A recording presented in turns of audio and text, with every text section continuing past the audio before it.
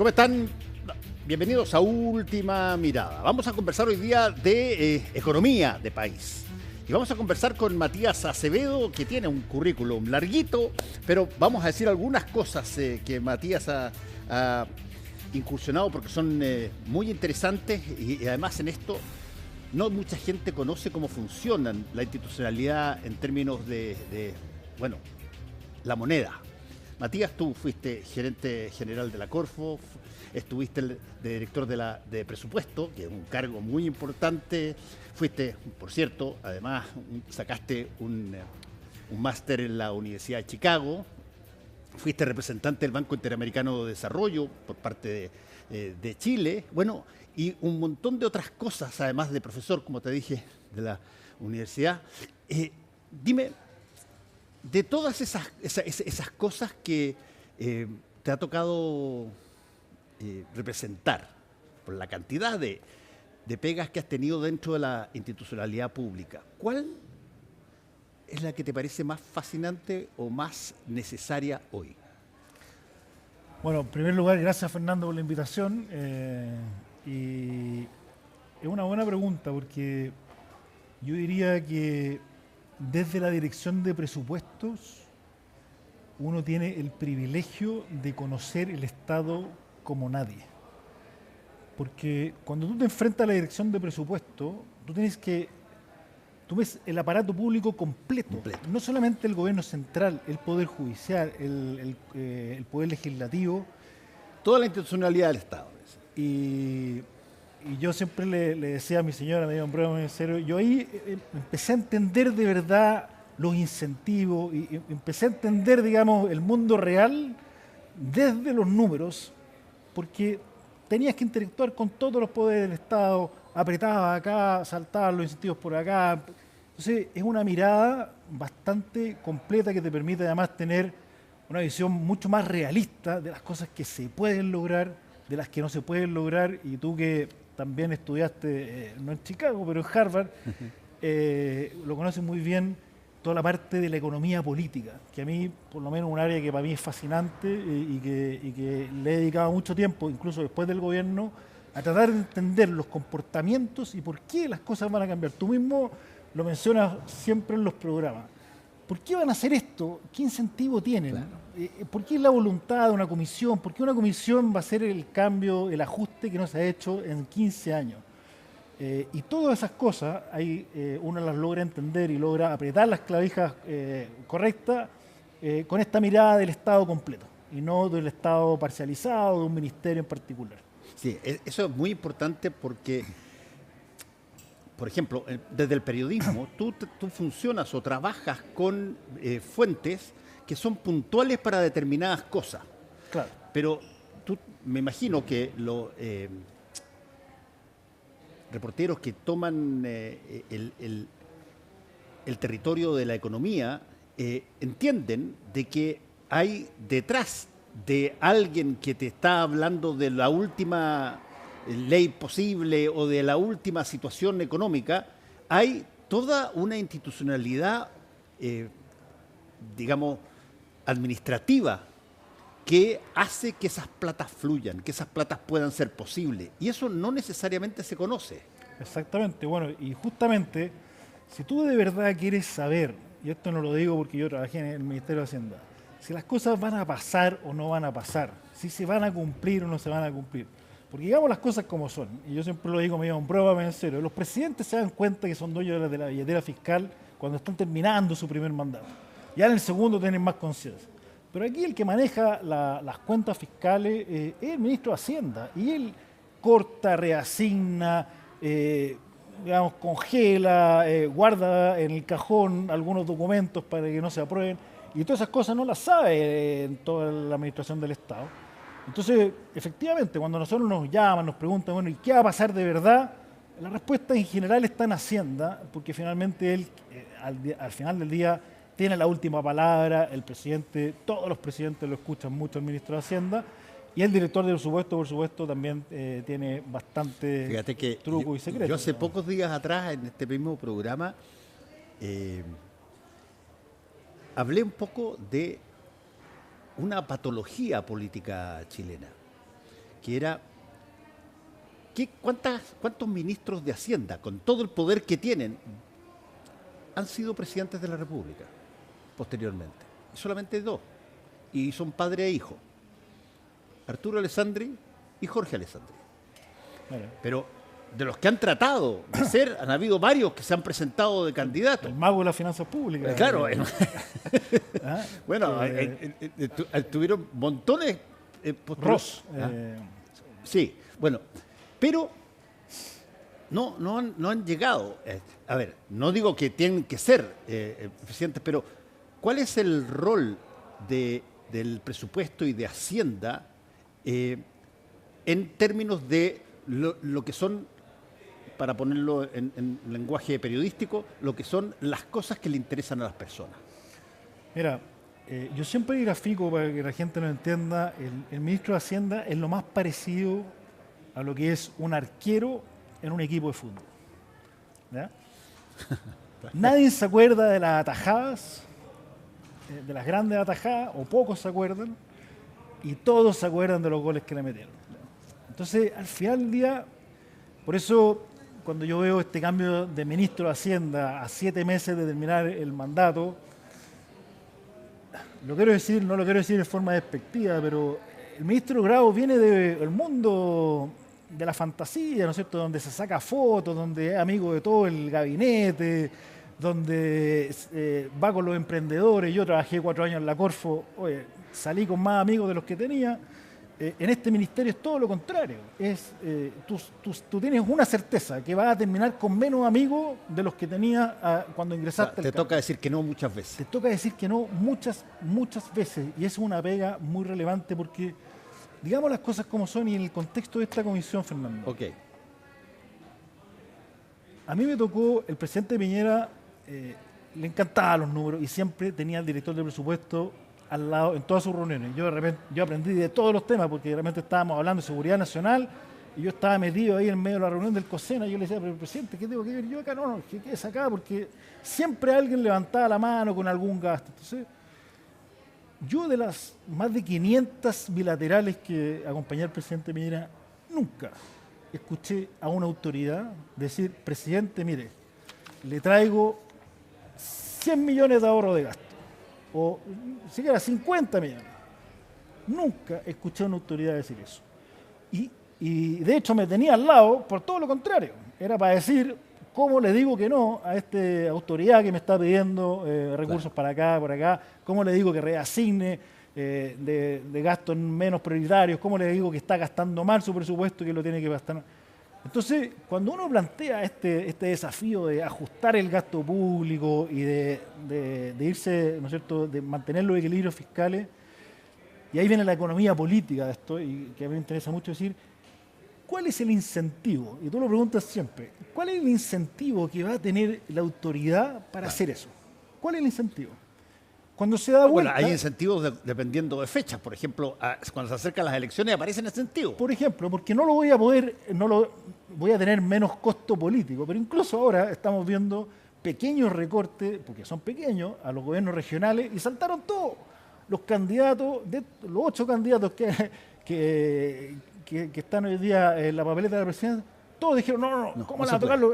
Y no tienen idea de lo que le hicieron. Y probablemente, Fernando, lo que le hicieron, yo no conozco el detalle, pero me lo puedo llegar a imaginar, es que si el año pasado o este año no alcanzaron a ejecutar 100, ellos estaban pidiendo 110, el ministerio le dijo, oye, le voy a dar 98, que fue lo que usted ejecutó, ¿para qué lo va a dar más?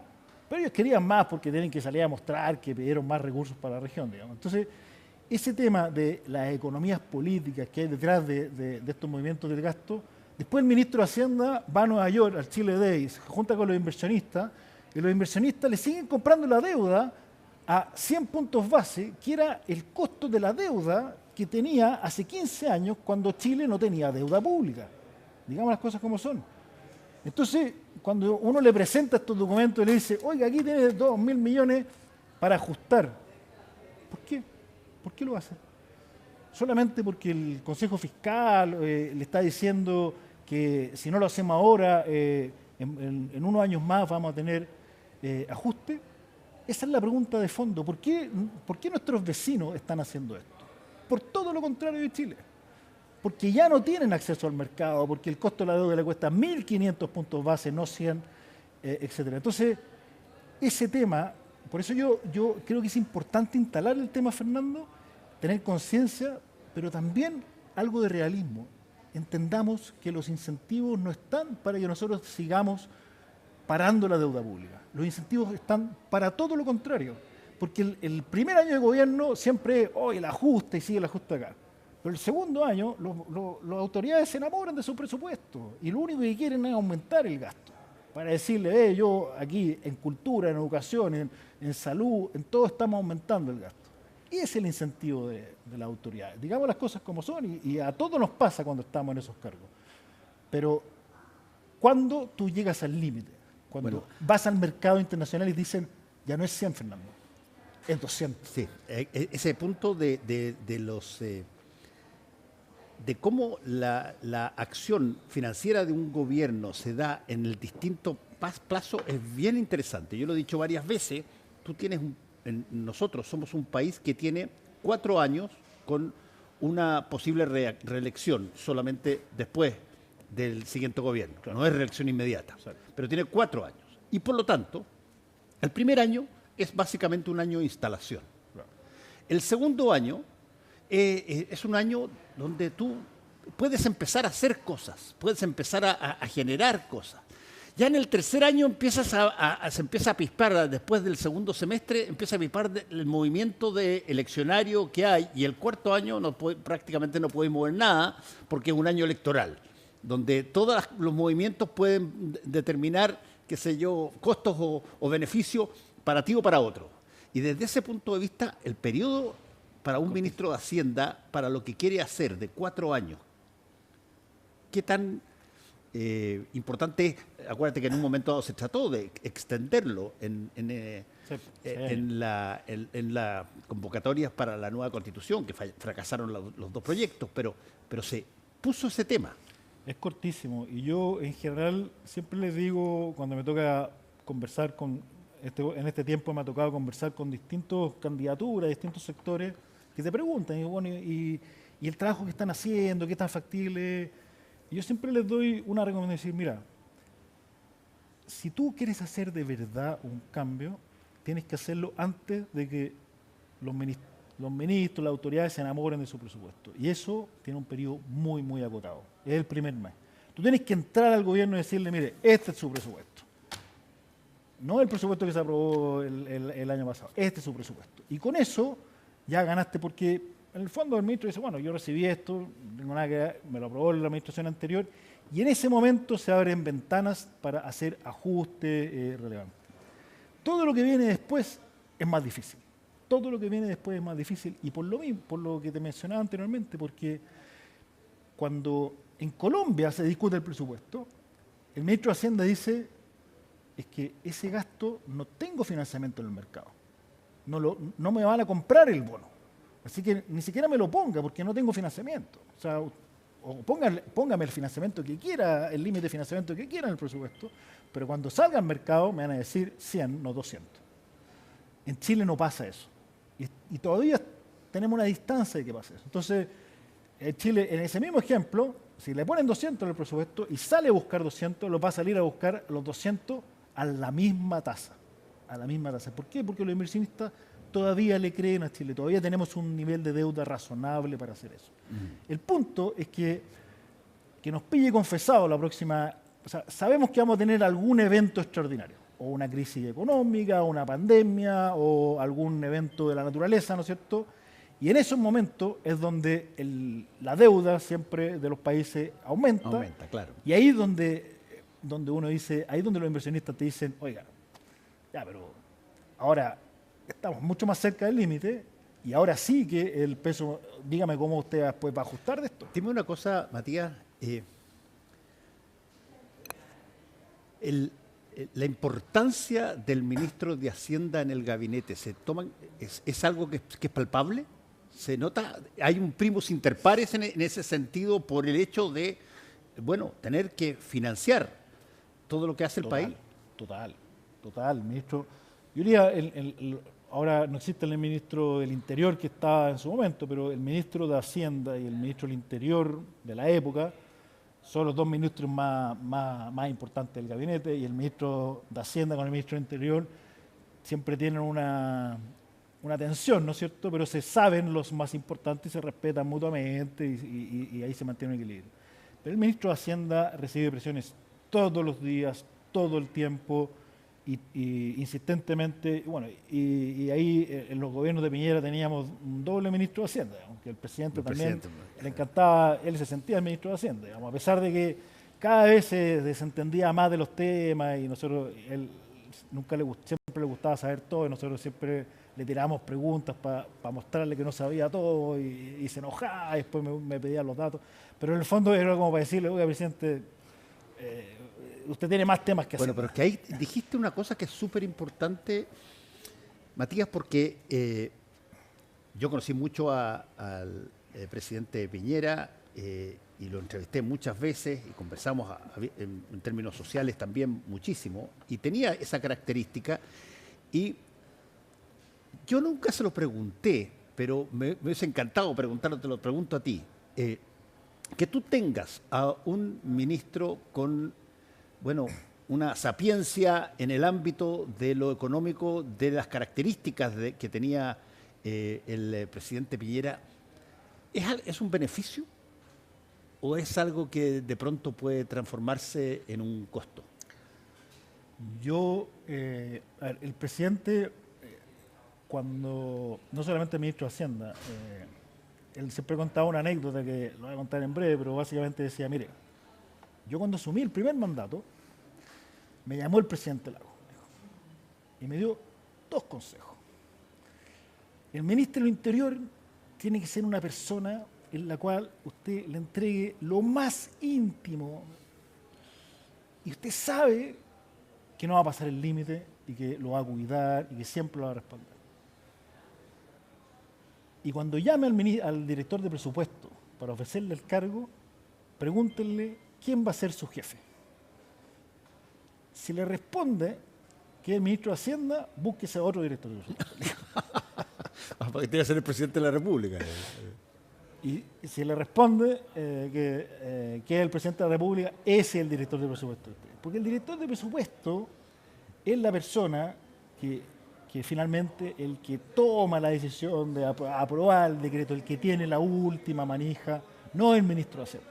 Y por lo tanto, si usted quiere de verdad saber cuánta plata hay, qué es lo que hay, qué es lo que está disponible, el ministro de presupuesto, porque además el ministro de Hacienda algo político tiene, ¿no es cierto? Sí. Tiene que cuidar, ¿no es cierto?, con el Parlamento su relación. En cambio, el director de presupuesto no puede ser acusado constitucionalmente, etc. Entonces, lo que te quiero graficar con eso es que para él el director de presupuesto era una persona muy importante, muy importante. Por eso siempre lo tenía al lado y quería saber todo y quería tener todos los detalles. Y yo te digo, sin el apoyo del presidente Piñera, hubiéramos tirado la casa por la ventana el primer año. A mí me tocó la crisis social y la pandemia. Hubiéramos tirado la casa por la ventana a los primeros meses de la pandemia. O sea, gracias al presidente, yo al final, uno siempre tiene guardados secretos, y yo me juntaba los fines de semana con él y decía, presidente, me tengo que confesar, tengo estos fondos guardados. Y me dice, Matías, no le diga a nadie, deje esa plata guardada, porque no sabemos cuánto va a durar la pandemia. Al principio era 3 meses, 6 meses, entonces tener una persona así, hicimos un plan de austeridad brutal. Yo era la persona más odiada del gobierno. Después por eso me tuve que ir a Washington. Pero era brutal. Y el presidente me decía todos los días, me decía, mire, me acaba de llamar el ministro no sé cuánto, pero lo defendí. Entonces, responder a tu pregunta, un presidente que sabe de finanzas públicas es clave para sostener el gobierno, porque finalmente todos esos gastos no se necesitan, todas esas cosas. Ahora, uno podría decir, sí, de repente un poquito más de sensibilidad, el momento, etcétera, sí, pero eso también tiene un contra, ¿no es cierto?, que es tener mucha sensibilidad, sí, y que se te arranque la billetera. Se me está acabando el tiempo, pero te quiero preguntar, ¿y cuál es tu visión de la salida de Marcel, del exministro Marcel? Mira, yo creo que el ministro Marcel trató de hacer todo lo posible para... En primer año creo que el hecho de haber respetado el ajuste que se había aprobado en el gobierno anterior del presupuesto, que era brutal, 20%, es el segundo ajuste más grande en el mundo del presupuesto que se hizo después de una pandemia. Yo todavía sigo asesorando países que todavía tienen el gasto de la pandemia en los presupuestos. O sea, eso es valorable. Pero después, yo diría que mi principal crítica al ministro, y se lo dije muchas veces, es no haber, y él lo dijo también después, yo le hice, además, tuve la oportunidad de hacerle en la Universidad de los Andes la última entrevista que fue. No sabía qué iba a hacer, pero fue un seminario, y después yo lo entrevisté, le hice algunas preguntas, y yo le pregunté cuál había sido su autogol, digamos, o esa jugada que no debió haber, ese pase que no debió haber dado. Y él me dijo no cumplir la meta fiscal. Y no cumplir la meta fiscal es súper importante porque él, además, él fue el que creó la meta fiscal, la regla de balance estructural, y además la perfeccionó.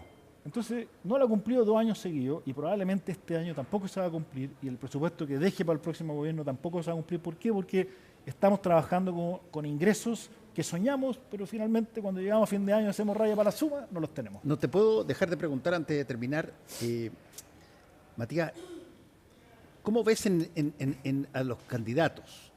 Y particularmente los candidatos de tu sector que tienen siempre una fusión muy especial por el tema de Hacienda, el presupuesto, la plata.